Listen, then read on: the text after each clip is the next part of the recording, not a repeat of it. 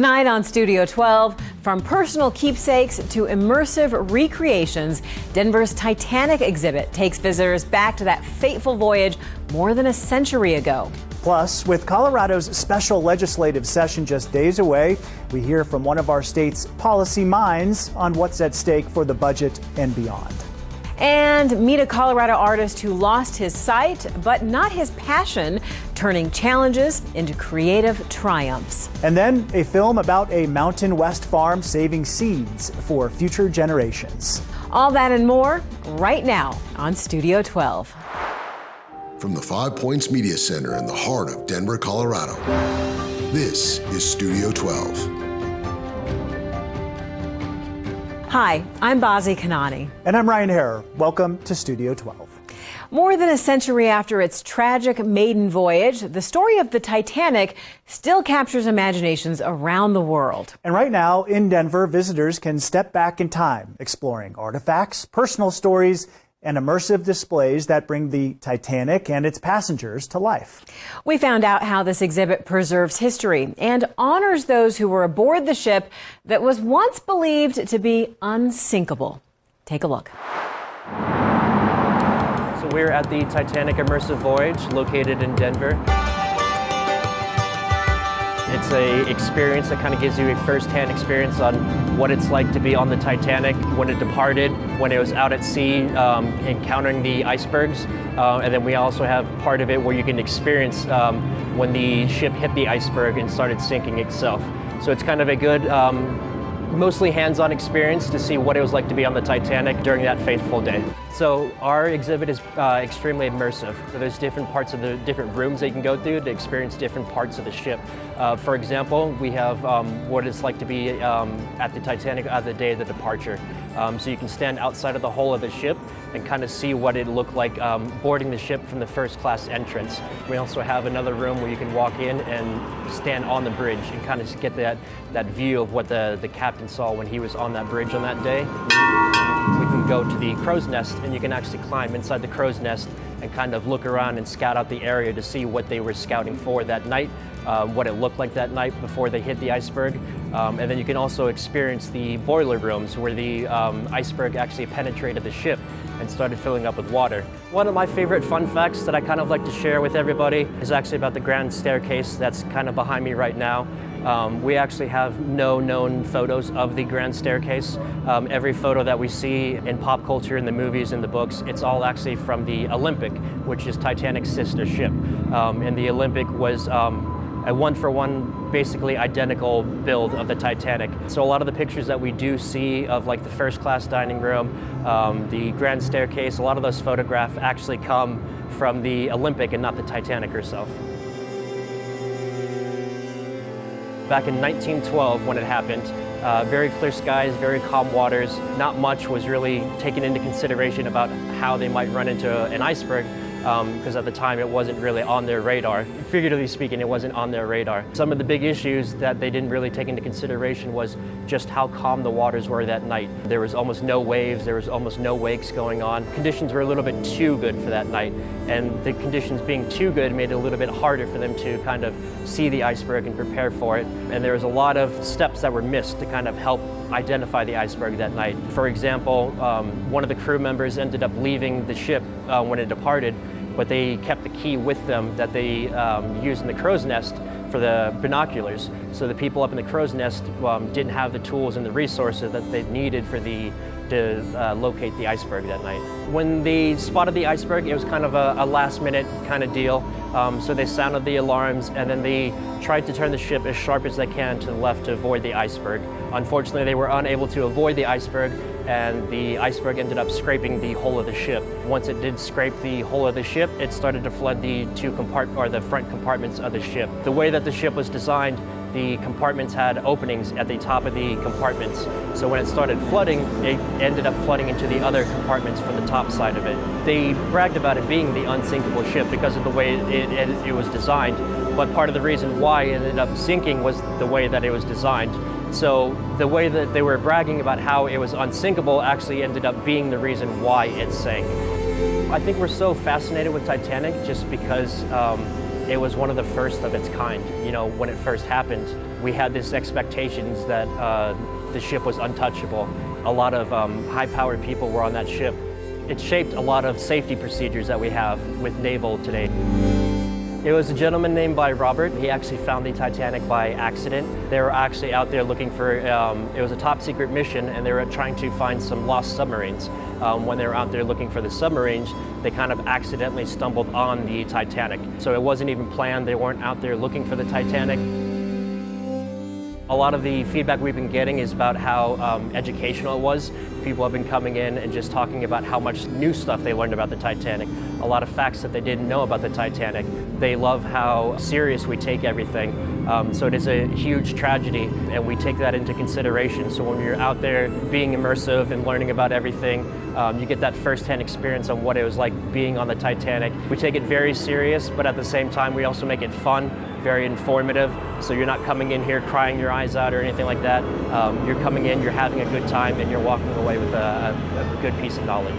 I think it's important for people to come and just kind of understand what happened that day, how it affected the world. But I think it's important to kind of come in and get that first-hand perspective about what happened on that day, what it was like for the passengers, what it was like for the crew members. I think it's important to kind of come in and kind of understand how one night kind of shaped the future and then kind of put us on the path that we're on today.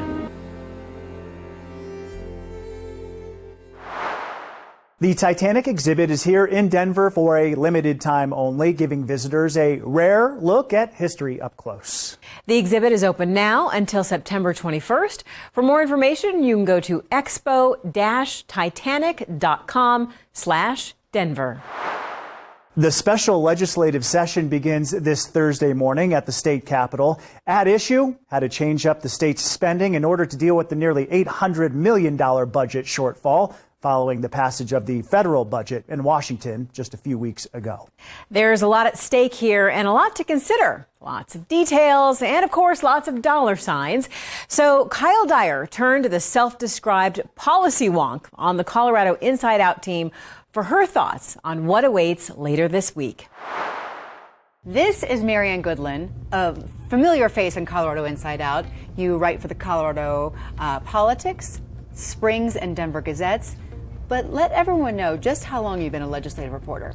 I started covering our legislature in 1998, so I am about to head into my 28th session. And you are the dean of the Capitol Press Corps, is that right? That's correct, and that's an honorific that just means I've been down there a really long time. Yeah, but you know the ins and outs. And going into this special session, what is your hunch? How do you think it's going to play out? I think it's going to be contentious. There is a lot of angst on both sides of the aisle. And the reason that they're doing this now, and this is something that you hear from Mark Ferrandino, who's the governor's budget director, it's less painful. I won't say it's easy, but it's less painful if you have to cut what amounts to almost $800 million out of a budget when you have 10 months to spread it out, versus the normal process, which is that they would wait until the legislature reconvenes in January, and you're spreading those cuts out over, say, 5 or 6 months. For every dollar that you need to save, if you wait until January or February, you have to cut $3 in order to make that work. So, you know, this is going to be hard for state agencies, and it may be even hard for the public if you start to see changes in state services because of the hiring freeze and because of programs that are going to be cut. They cut programs in this budget that they passed back in April. They're going to be cutting more, because the thing you have to realize, these budget cuts aren't temporary. They're permanent unless the state comes up with a different way of funding services. Well, thank you for explaining it to all the rest of us. It's a huge asset. You are a huge asset to Colorado. Thank you so much, and good luck. Thank you. In the special session Thank you. in August in the Capitol building with no air conditioning. Yes, that is one of the things they're not spending money on is air conditioning the building. Well, hang in there. Thank you. The CIO team is waiting to record the show so that we have the most up-to-date information for you on what happens during that special session this week. And so that means for those of you who like to listen to the podcast or watch the show on YouTube late on Thursdays, this week you'll have to wait until Friday afternoon. And then, of course, the show will air on PBS 12, as usual, on Friday night at 8. For most of his life, Trevor Han expressed his creativity through graphic design until the sudden loss of his eyesight in 2014 changed everything. But instead of stepping away from art, Trevor found a new way forward to continue his passion.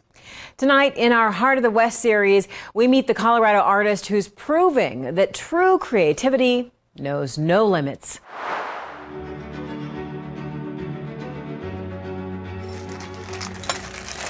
Seem to have lost something I was working with. Oh, here it is. My name's Trevor Han, and I'm an artist and sculptor. I work under the name Trevor Han's Art Through Touch. Right now I'm working on a beehive. The hive is made of pan lids that like for cooking, creating a ton of bees for it. So I used a nut, like a nut for the head. I start with something and then I build off of it. What I'm doing now is just putting the front legs on the... How I started art in my life, my whole entire life, was my grandfather, who was an exceptional artist before computers and all this. That he was a commercial artist, and he painted signs by hand. I did do a little bit of sculpture in school, high school, and college, but then I got into metal, and it transformed into me just drilling holes and fastening things together. It's all metal work, no welding. I never learned how to weld. It's all for sale. I mean, I rescue a lot of things and just upcycle them into something that is beautiful. So I do a lot of outdoor activities. Basically, I find inspiration for my subject matter on these travels and my climbs and things. I want to break through this whole thing where artists get paid before they die, so. Oh God, it was absolutely the worst possible thing I could have imagined. In about 2014, I had complications from a thing called ankylosing spondylitis that caused like pressure in my eye, and then my optic nerve was damaged. I had a commercial art job and everything, and then basically in 2014, lights out, and it was very hard to take. I basically went into depression, didn't know what I was going to do. I was a visual artist before I didn't know what to do, and I remembered this thing called sculpture, so my mental state is much better when I'm doing sculpture and art and actually creating and making something useful out of nothing, rather than just sitting around doing nothing and feeling sorry for myself. I get out there and do a lot of cool things with creating.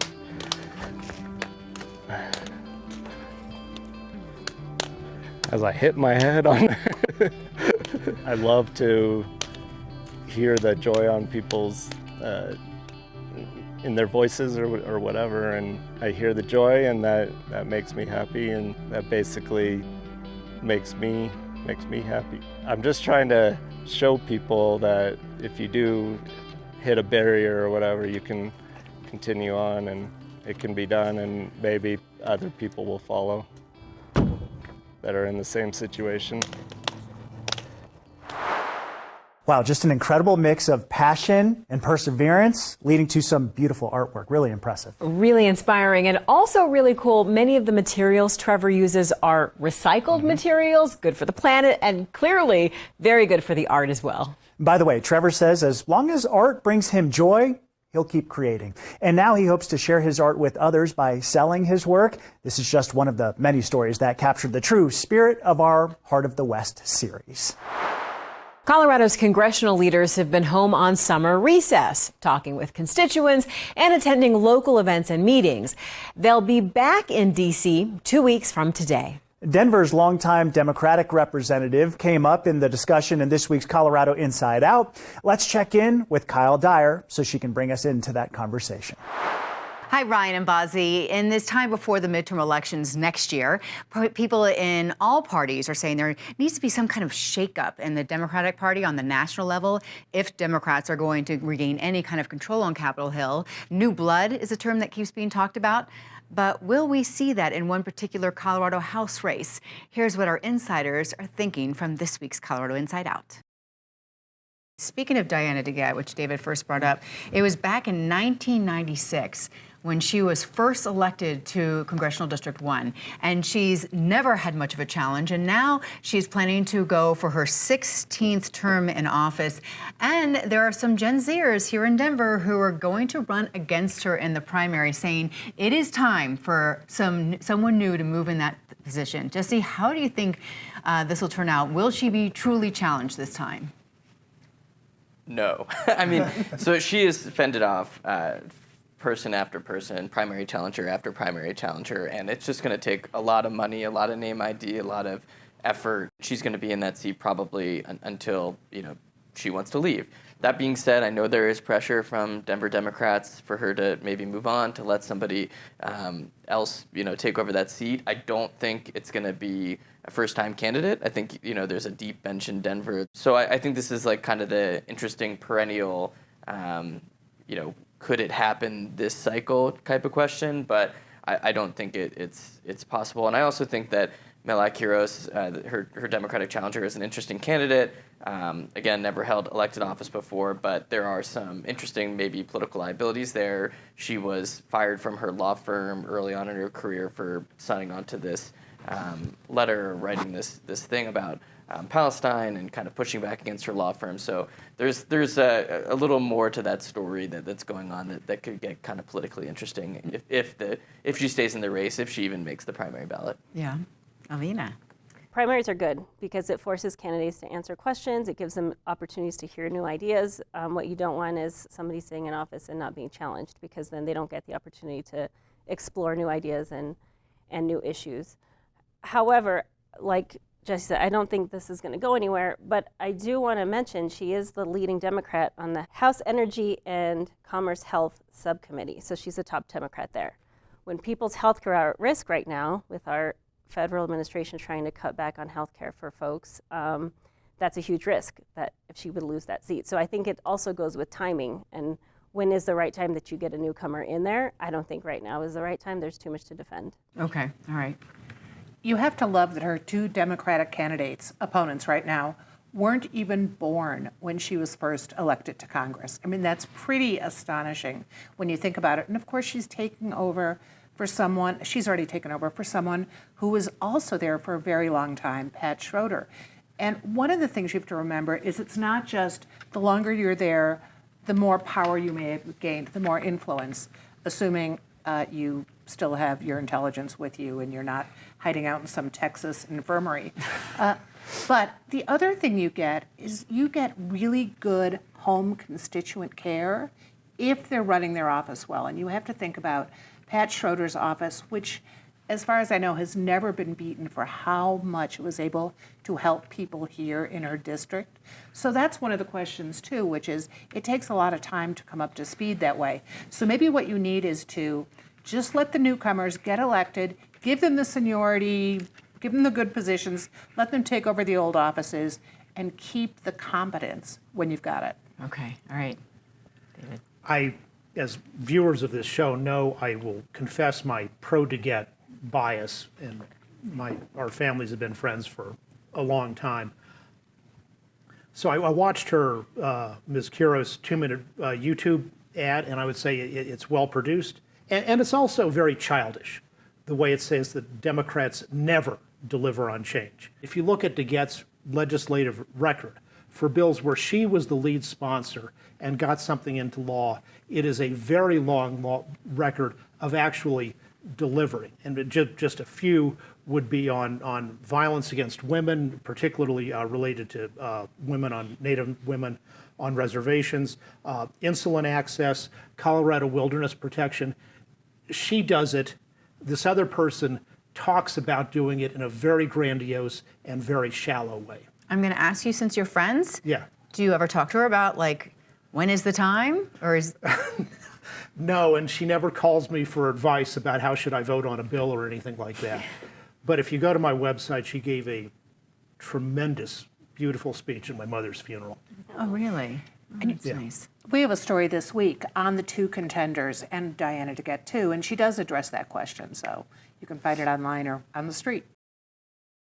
That is just one of the 4 topics we discussed on the latest Colorado Inside Out. You can watch the full show anytime at pbs12.org, on the PBS Passport app, or on our YouTube channel. And CIO is also a podcast and can be found on Spotify or Apple Podcasts. And this week's Insiders and I are already coming up with topics for this Friday show, so tune in at 8 here on PBS 12. Next in our Business of Colorado segment, Gina Schlley owns She Grows, a 3-acre flower farm in Arvada that specializes in European-style gardens. At this Colorado flower farm, Gina grows everything from double tulips and peonies to roses and lavender. She Grows also sells fresh flowers for special events and weddings, in addition to offering garden design for homeowners who need a little inspiration.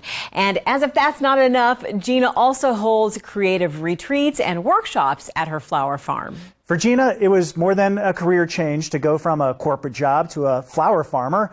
It's a tribute to her mom she lost as a toddler and a journey rooted in healing. Here's more with Barbara Brooks for PBS 12. I am more thrilled to have you here today because you are one of Colorado's top flower farmers. Oh my gosh. So let's talk about this. Gina, what's your background? Where'd you start? I did not start in farming, for one. I definitely just started as a home gardener. I grew up in gardens in Ohio, always gardened, and then it's just kind of came back into my life in my 40s. So it was like in my blood, I think, but I didn't have a background. I didn't go to school for ag, nothing like that. Can you tell us the name of it, by the way? The flower farm is called She Grows. So it's all about, helping women grow personally, but then also growing lots of flowers. Love it. So what was your previous career? Because you made the switch later in life to leave, in essence, corporate America. Tell us about that. You were in corporate doing what? I was selling fiberglass insulation to builders, architects, like totally different. I was in marketing and sales for them. In Ohio, they transferred me out here. And I loved doing that. Like I loved traveling and talking to people and marketing and sales. But it wasn't until I started to have children that I kind of changed route. Yeah, you changed directions. And why did you decide to change directions? What came to you? Did you have an aha moment or something? Well, I'm like a poster child for latchkey kid. I grew up in the 80s. My mother passed away when I was really young, so I grew up with a single dad and my brother. And so I was always at home by myself. And so once I started to have children, I just realized I didn't want them to come home to an empty house.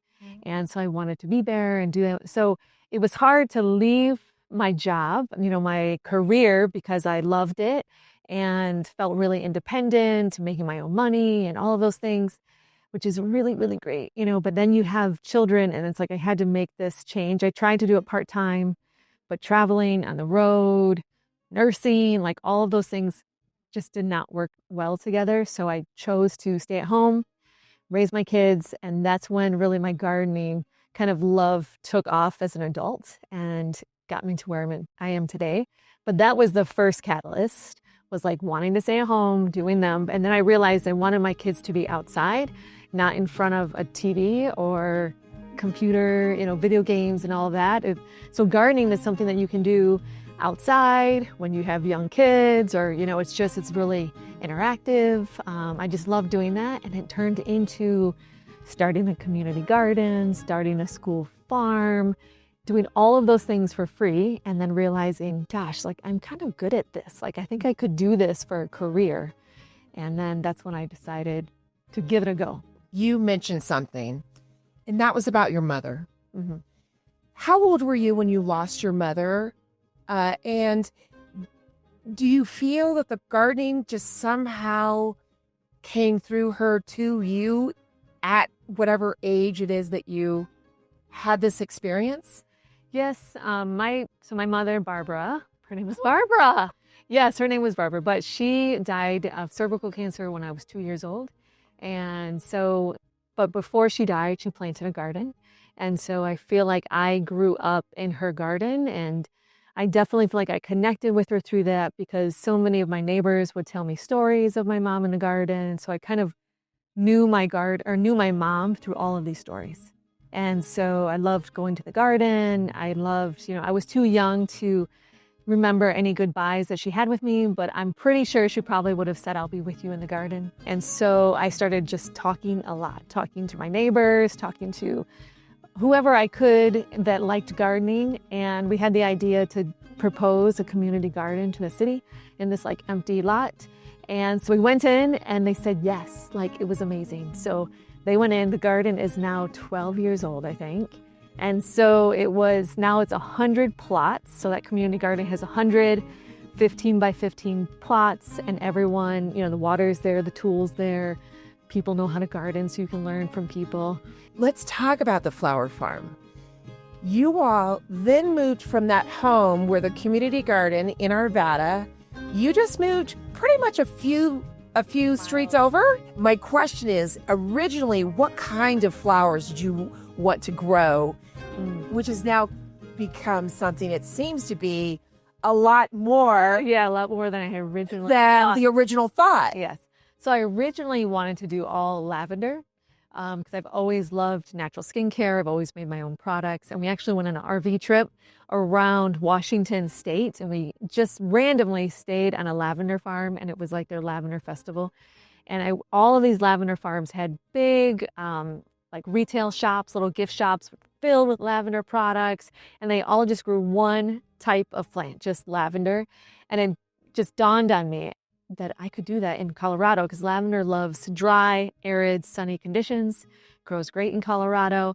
And so that's how I started. I wanted to just be lavender, but lavender takes a while to get going, and it's slow growing. It's a perennial. Yeah. When you say slow going, how long are we talking for lavender?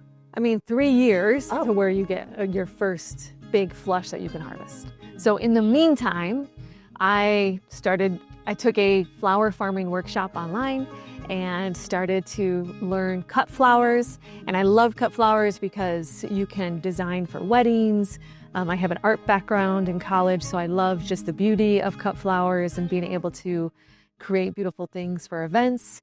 So I started doing all the cut flowers, and so now I do both. So now I have flowers from April all the way through October. Kate, you're going to laugh at me. Is this lavender? Yes. Good job, Barbara. Yes. Do I get an A? Yes, you get an A+. Gold star. That is lavender. So this is lavender. Yes. And because it's just so beautiful how you brought some of the plants from your flower farm. Yes. Can you tell us what we're looking at? Yeah. You said this one has seeds in it. Yeah. It's kind of creepy looking to me. But an Nigella pod. This is a beautiful It looks like it wants to eat me. I know. It's a little scary, but so all of these are actually herbs. So they're all herbs. I can smell them. Can you smell them? They're very fragrant. So in the middle of the summer when it's so hot, right? And we as humans are like dying of the heat, right? We're just overwhelmed. And it's a beautiful thing that herbs come at this moment when we need them the most. So lavender, yarrow, this is monarda, dara, sage, mint in there, echinacea. So all of these are herbs that can be used for medicinal purposes, from whether it's distilling, drying, drinking tea, lots of different things that you can use them. Making the transition or transformation, in essence, from corporate to being an entrepreneur. Because women, in particular, over a certain age, are starting more companies today. But it's a big fear. It's a, oh my goodness, I'm going from corporate America to doing my own thing. Can you share with us about that decision you made, knowing you have a family, you've got mouths to feed, the whole bit? Tell us more about that decision between yourself and your family. Yes. So it's a hard decision. You know, the corporate America gives so many securities, right? It's like you just have the security, this consistent income. And when you go out on your own, it's so risky and you don't have that consistent income. And so it's scary. I mean, it's hard to do. And I didn't do it like direct. It was kind of like a slow process for me. But I feel like everything that I learned doing my corporate job, I'm doing it now, but I have so much more passion and purpose because it's something that I love to do. So it's like all those skills that I gained, I'm not wasting those skills. I'm just using the marketing, the sales, the distribution, the pricing, all of the stuff that goes into that I learned from doing that for someone else's business. Now I do it for my own business, you know, and I'm so invested in it. And I think what gave me the push was knowing that I am the biggest model for my children. Like if I want my kids to go after their dreams, I have to go after mine because they're watching me like a hawk. I know it. And it's like I can feel it. And I just know that I have to live so authentically, and I'm hoping that will rub off on my own kids and I can just live my life to the fullest and have no regrets, you know, but it's not easy. You know, I didn't make money for a long time, you know, so it's like we had 2 incomes in our homes that was helpful. And it was just like bare bones for a while. And even now, I mean, it's hard to make money in farming. And so you have to be creative. You have to do other things like online classes or products or all of these. You think that you're just going to be gardening and selling flowers. That is like so far from the truth. You know, it's like any business. You have multiple distribution channels, so many things that you have to do. You never really get to rest because you're always thinking about your business. So it's different. It's like I probably work more hours now, but I love doing it. So it's like it doesn't feel like work. It's like I'm constantly I'm able to be creative, whether it's on the marketing side or the design side or the business and finance side. I see it all. What advice would you give a human who decides, especially in this time of life, this is adolescence, to go for it? Gosh, I mean, it's a hard one, but life is short, you know? I mean, especially when you hit 40s, like we're talking about, like in my 40s, this is when all of this happened, right? Like my 40s, but I feel like I had this new shift of energy, that I had all of this experience from my corporate life, you know, career, to then being a mother and like balancing all of these different balls and just multitasking, to now my children were a little bit older. I had this new wave of energy. And I feel, you know, even my friends, I feel like every single one of my friends hits 40 and they want to run a marathon. I don't know what it is about women, but it's like something, there's this energy that we get. And I feel like that is so beneficial to put that into your next phase, whether it's running a new business or whatever it is. But we have so much to give and so many life experiences to pull from. So don't think that your corporate experience is like to waste. You just use all of those things and just shift it into a new perspective, and it just like takes off. Gosh, thank you so much for today. This has been so wonderful. I can't wait for people to experience your flower farm. Thank you so much. Thank you, Barbara. I loved being here with you.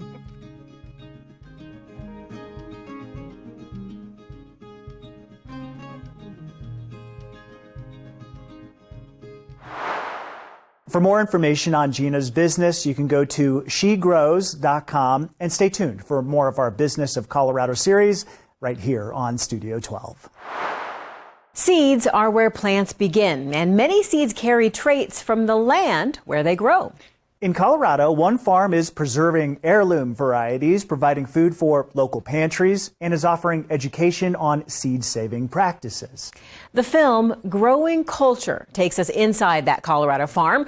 We're proud to share this short documentary with our PBS 12 viewers in partnership with the Colorado Environmental Film Festival, where it was first featured.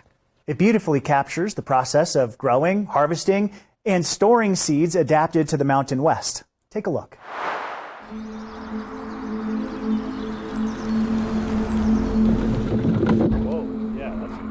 Culture is such a big word in farming. Agriculture, permaculture, horticulture, tissue culture, everything culture. and then people culture of all kinds. I sent the king. Yeah. All right, enjoy. All right, careful. You're cultivating the earth, which is the very ground we walk on, and you're cultivating the earth to feed people and to feed yourself, to work out your stuff. You got to get away from it because you got to hit it over the top again. About getting the word across, or the feeling is bringing people closer to the fact that when we are doing farming, An interesting stage. you're building culture.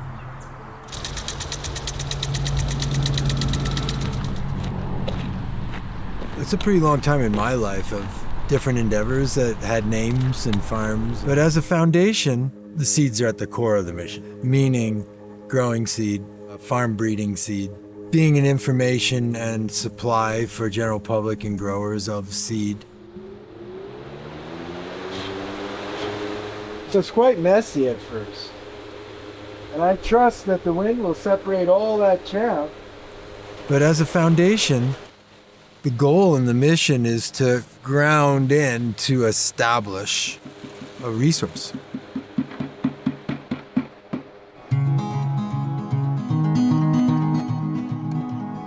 So this used to be 100 years ago. This is what every farm would do.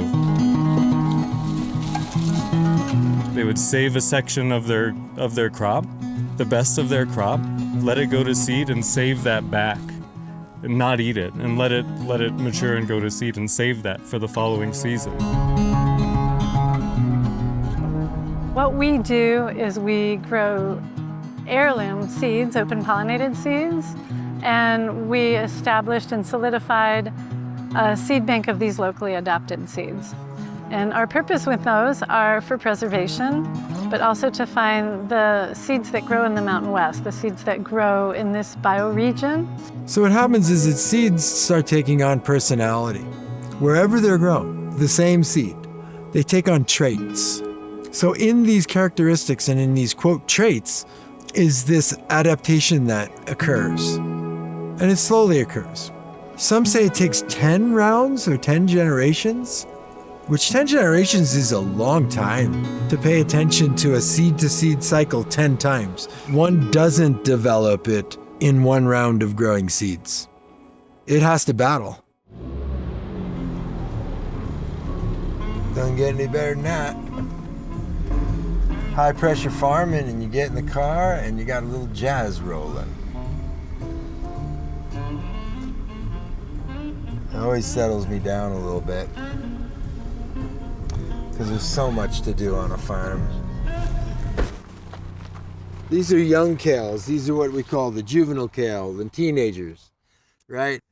And they're just coming into play. But kale is a biennial plant. It goes for 2 years, not one, and its second year is when it blooms. So these plants need to make it through a Colorado winter. This is part of the challenge. How do we overwinter cabbages to bloom next year when they're going to freeze? So we're constantly looking at ways we're going to have to transition plants from one year to the next to maintain their health through their dormancy so that they can bloom the second season. So one of the qualities that we select is for vigor rate and resilience. We're trying to go through and propagate or plant seeds to grow all these things. Like the basil, it will go throughout the whole season, and we may not collect seed from every basil or tomato plant, but we're going to try to find the hardy ones that maybe struggled and then did well, or we select all of our seeds from the qualities that we want again. Something like that? Yeah, I'm not sure. So when you're bringing in a crop, it's very economical. You're storing it for the future. It's like, wow, that is a crop. You put that away. You're going to protect that. And when we clean it like it's gold, like it's jewels. There you go, Baba.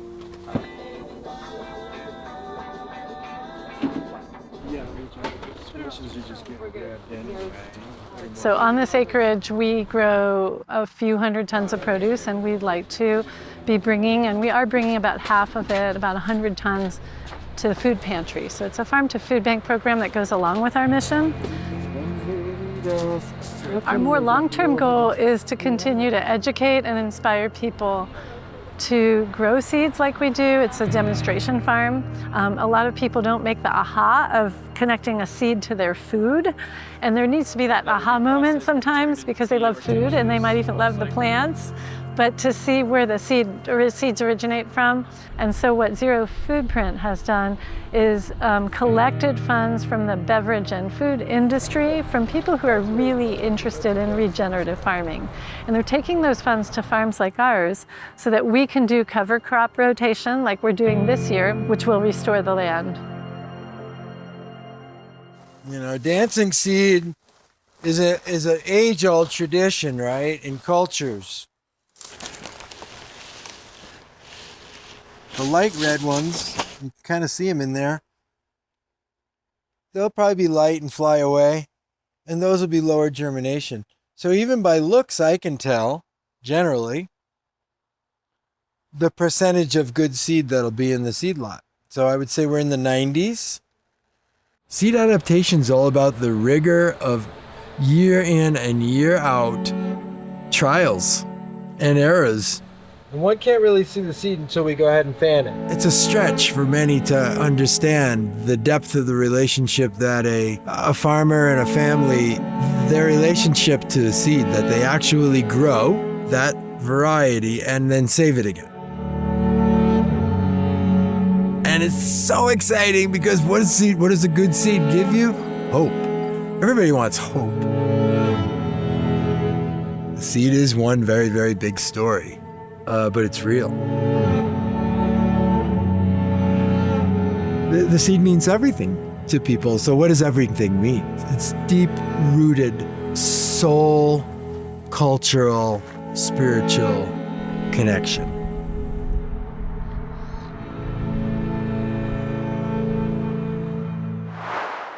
The farm grows and collects seeds each season, storing them for future planting. They also distribute produce to community food programs and share seed preservation techniques with the public. For more information on Masa Seed Foundation's work and how you can get involved, go to masaseedfoundation.org. We close tonight with a performance from Denver native Lady Los, bringing her soothing R&B melodies to the famed Skylark Lounge. For this live performance, she's joined on stage by some special guests. Thanks for joining us for this episode of Studio 12. Follow us on social media, and you can catch more stories on YouTube. We'll see you next Tuesday night at 8, right here on PBS 12. I'm Bazi Kanani. And I'm Ryan Harrer. Thanks for joining us. See you soon.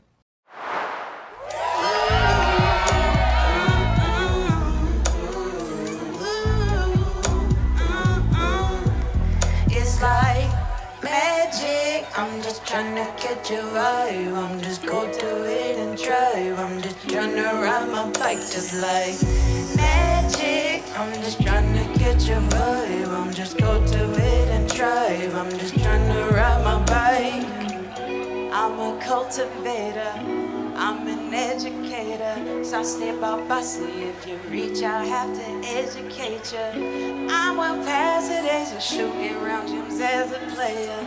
Get to know me as a goddess, shaman, demon slayer. Substance and systems that I needed in my life, and I circle the real ones, and I know that they gon' ride. I ain't gotta judge or go directly by the vibe. I ain't judge or go directly by the vibe. It's like magic. I'm just trying to catch a vibe. I'm just cultivate and drive. I'm just trying to ride my bike just like magic. I'm just trying to catch a vibe. I'm just cultivate and drive. I'm just trying to ride my bike.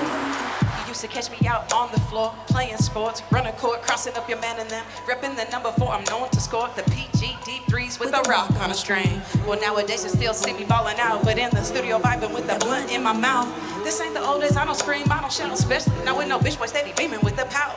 I broke away so I can focus on me. No fear is I let the spirit guide me. I feel the vibe, so it's not surprising. Bust out my cage so that I can sing my song, my truth, and what I'm all about. My goddess, my juice, my ass whirl round, my lance, my bands, we all 10 toes. magic. I'm just trying to catch a vibe. I'm just cultivating try. I'm just trying to ride my bike just like magic. I'm just trying to catch a vibe. I'm just cultivating try. I'm just trying to ride my bike. Ain't no freer feeling than letting the sun touch on your titties. The literal sun. I'm telling you, when I made it, you might be catching me on black sand beaches with my boobies out. Ain't nothing wrong with it, y'all. I'm telling you, embrace it. Embrace it. It's beauty. It's love for yourself, for your body. Let the sun kiss it, you know? Lady Los, point guard turned singer. That's me. All right, in 29 seconds, tell me who the best point guard of all time is. Ooh, that's tough. Of all time, people would argue that it's Steph probably, but for me, it was always Steve Nash. I felt like I found affinity in him, watching him, because I was undersized. Even though I was the point guard, I didn't have the longest arms. I wasn't getting the fastest sprint times, but I was savvy and I could handle the rock. I knew how to shoot. I knew how to make decisions. So he inspired me, and for me, he is the greatest point guard. All right, okay. All right, 29 seconds then, best R&B singer.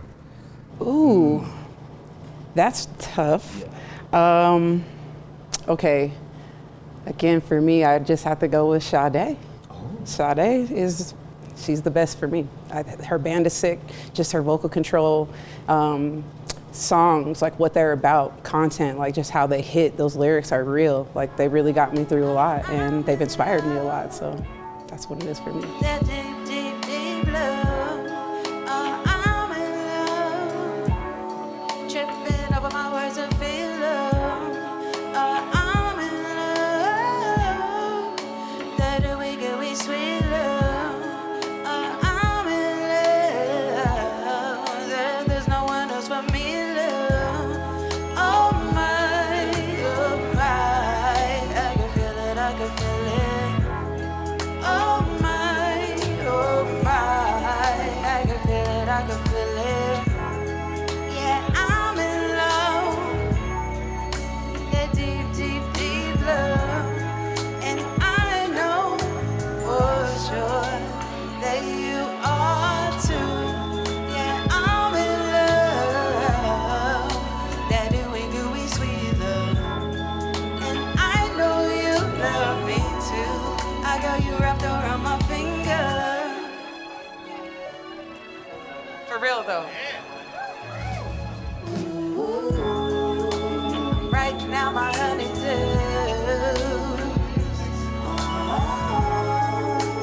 know I pass it all to you. Right now, my honey you know I pass it all to you. Oh, baby, you checked off every single one. Oh, you checked off every single one. Yeah, you checked off every single one. Oh, you checked off. Hey. Ooh. Right now, my honey you know I pass it all to you. Right now, my honey you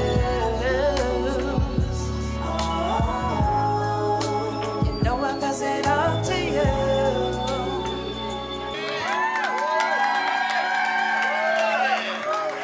Is there anything about Steve Nash's approach to basketball that matches your approach to your music? I'd say repetitions. Repetitions, getting in there, practicing a lot, working on your vocals. Like for me, what kind of got me back was that approach, because I was playing basketball a lot, I was teaching, coaching, so I was using my voice a lot, and I actually formed cysts on my vocal cords and was not able to sing, not really able to talk, and so getting those reps in is really, after I was cleared to sing again, use my voice again, those reps are really what got me back, because without my voice, like, it's not like without basketball, like without my voice, it's almost like it's not me, you know? All right, so music's in your family, it's in your culture, it's all around you. What about your pen game? How did you discover that you were a writer as well? That was with the encouragement of my cousin Joshua, mostly, because I was really interested in what he was doing when I was younger. We were really close. Kind of that sports and music connection came through strong for us, but he's 12 years older than me, so I was able to like look up to him and see things that he was doing and moving in a space in a way that I couldn't because I was a kid. And so basically he was, approaching rap and different stuff at that time. And so I would kind of follow him around and notice like, oh, this is how he's writing. This is what he's doing. I would follow him around. He had a friend that lived down the street and kind of had like a basement recording studio. And we would go hang out there and I would just see how they would flow. And then I would hear beats all day. So I'm hearing all these instrumentals and I would, try to do my own thing to it. And it was stuff that they're older than me, so it wasn't stuff that they were like, oh, we got to do that right now, But it gave me practice and it helped me get confident in like what I'm saying, how I wanted to say, hearing other people do it, and then being like, okay, this is how I want to do it. Like that's how they did it, and I'm learning from it. But then this is how I'm adapting it to where it's mine.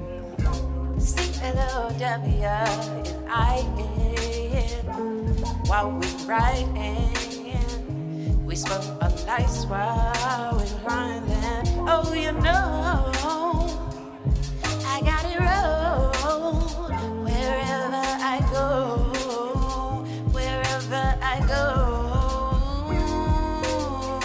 I love to slow things down. Cruise my bike, connect with the world around me.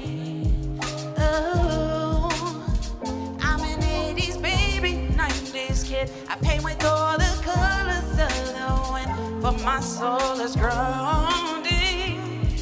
Ooh, yeah, I love to slow things down, cruise my bike around with all of my homies. Oh, say, do you remember when I tried to hop that curve with my bike? Do you remember when I tried to hop that curve with my bike? Do you remember when I tried to hop that curve with my bike? Do you remember? Said, do you remember? Oh, it's been a long time, but the first time that I'm seeing you. No pride when I ain't shit laughter ringing true.